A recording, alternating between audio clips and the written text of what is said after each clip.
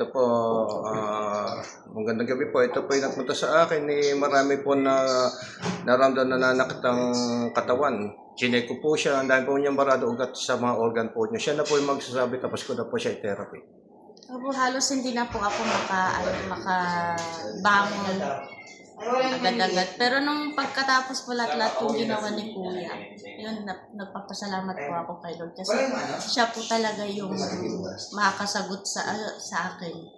Lahat ng mga karamdaman ko, parang siya po yung binigay ni Lord para mapagaling niya po. Di ba sabi mo nga, hindi ka makalakad, makatayo. Hindi. Pero may pakita mo nga, tumakbo ka nga. Sige nga, pakita mo nga. Mag-jumping rope ka na. Sige. Dito na lang. Hindi na ako. Ayan po. Okay na. Okay ka na? Okay na. Masaya ka na?